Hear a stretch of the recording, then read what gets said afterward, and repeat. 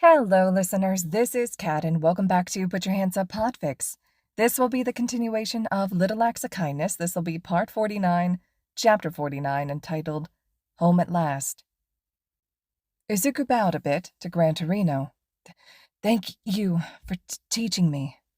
Sure, kid. But next time don't go running off on your own and fighting a villain, Gran Torino said.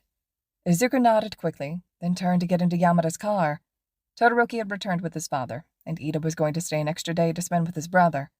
The teachers, being that they were in the area, offered to drive Izuku home so he didn't have to take the trains back.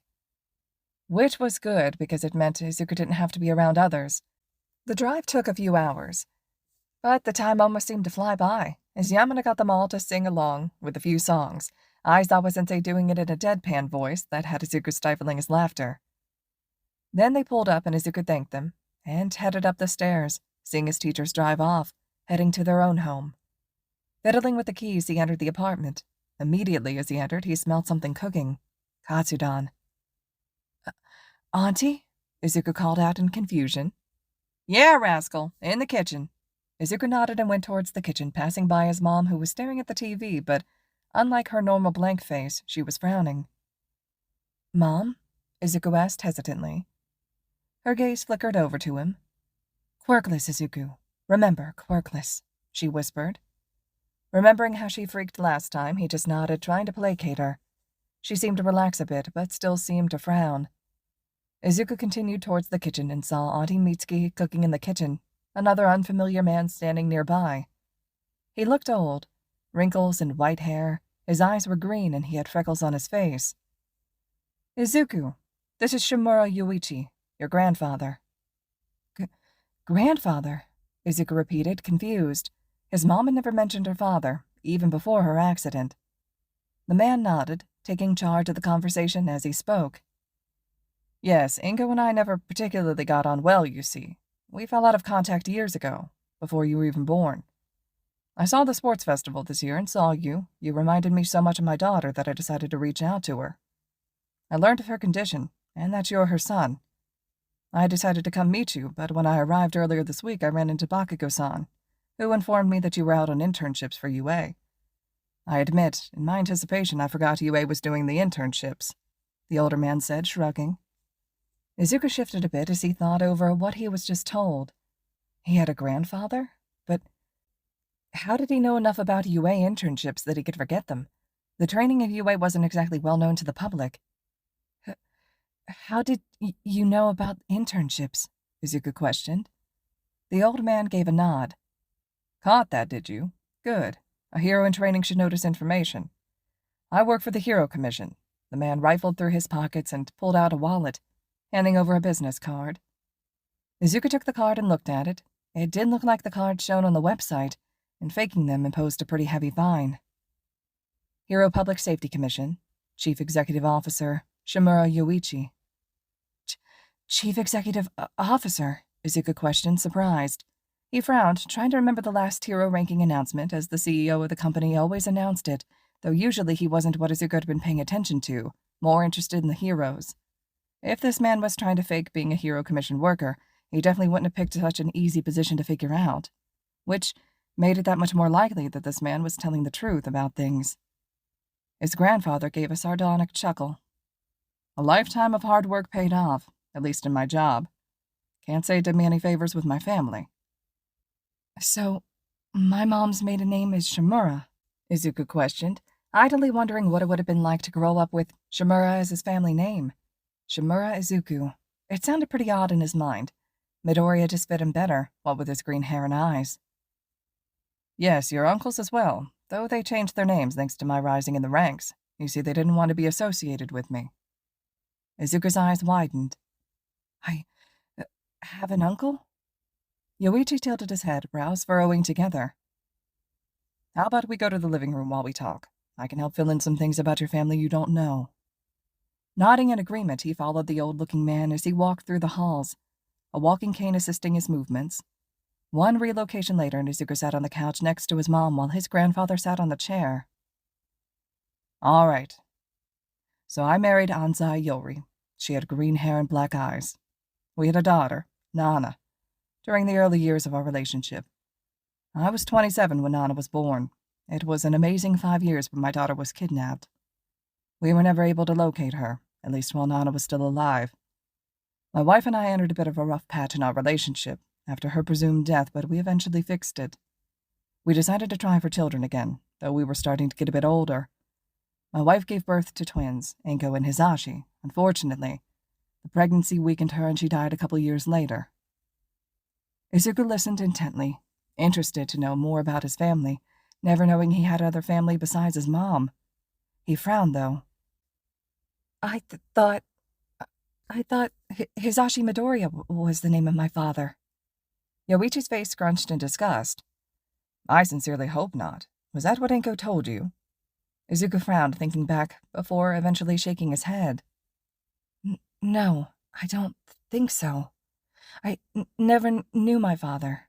I guess at one point she mentioned Hisashi Midoriya, and I maybe assumed he was my father. His grandfather gave a nod. That would make sense. I don't know if Inko got married and divorced or what happened, but maybe I can take a look. Perk of being the CEO of a government agency. Izuku gave a hesitant grin at that. It would be cool to know who his father is, since apparently he wasn't Hisashi Midoriya. Izuku might have to fix that in his UA records. Do you know what happened to Nana? Yoichi let out a long breath. A bit. All Might told me, actually. Izuku's eyes widened and he leaned forward a bit. After she was kidnapped, apparently, a hero found her and raised her as his child. All Might told me she was the one who inspired and helped him to become a hero, and that, after she died, he wanted to find any remaining family member she had. Figured I was her biological father. He told me she died, fighting a villain. He also told me about my grandson, but when I went to find him, I learned a loving family had adopted him. Talking with the family, they agreed I could be part of his life, but Kotaro, after learning I worked for the Hero Commission, hated me and wanted nothing to do with me. I chose to keep my distance, as it was his choice if he wanted contact or not. It's the same reason why I respect Inko and Hisashi's choice to leave all those years ago. I only came because 20 years is a long time, and I wanted them to know that I'm not mad at them, that if they wanted to rekindle our relationship, I was open to it. I found Inko, but I don't know where Hisashi is yet. Izuku shrugged. All I know is that Hisashi is in America. I see. That would explain why I haven't found him. Thank you.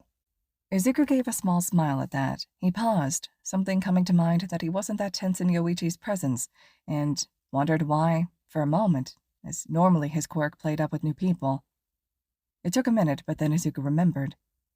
You also wouldn't be able to bond with your biological relatives, parents, grandparents, uncles, or aunts. Which meant that this guy really was his grandfather, because his quirk wasn't playing up, making trusting someone harder. Anyways, I understand if you don't want me in your life, and will stay out of it if you ask me to, but I am glad I got the chance to meet you. Izuku hesitated, frowning, and decided he needed more information before he could say if he wanted his grandfather around. Why did you and Mom fight?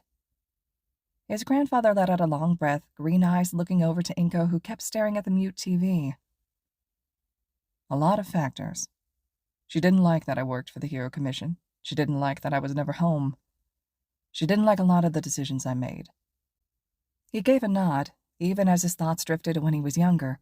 His mom hated watching the new hero popularity releases. In fact, she was never keen on him being a hero, but he always thought that was because he was quirkless.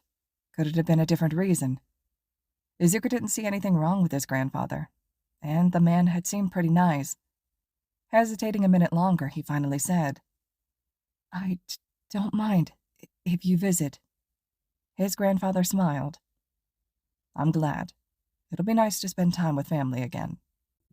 Katsudan's ready, Mitsuki called out. Rascal, if you do want Shimura-san here to keep visiting, I'll leave that up to you, but be careful, all right? Your mom must have had a reason for not wanting to be around him. As she said this, she narrowed her eyes at the older man. Izuku nodded. I will, Auntie Mitsuki. Izuku shied back as he noticed her hand twitch, looking like she was wanting to tug at his ear again for his stuttering. He hated that his stuttering was worse around her, but he was thankful she had made dinner. Soon they were digging into the food. After they ate, Mitsuki bid him farewell, saying she should return to her husband and son, leaving Izuku alone with his grandfather. So, who are your favorite heroes? His grandfather questioned as they returned to the living room. Izuku smiled, and immediately a few answers popped into his mind. All Might. He's definitely my favorite hero. Eraserhead and Present Mike are my next favorites. His grandfather paused for a bit. Eraserhead. Ah, he's an underground hero, right? Izuku nodded. I don't know much about him, but he seems like a good hero. Any reason why he's your favorite? He hesitated a moment before responding with a shrug, unsure of how to explain, or even attempt to explain just why Aizawa-sensei meant so much. That the teacher was caring, if not showing it the same as others. That the man was thoughtful, helpful, and actually did something unlike other teachers. No, Izuku couldn't do that. How would he explain that to his grandfather without revealing everything that the teacher had done for him? Izuku knew his teacher was private, and so he didn't want to reveal anything that might not already be known to his grandfather. Aizawa-sensei did so much for him. Izuku could at least keep the teacher's secrets. What about you? Izuku asked, after a moment of indecision, if it would be okay. I have to say that I like the Wild Wild Pussycats.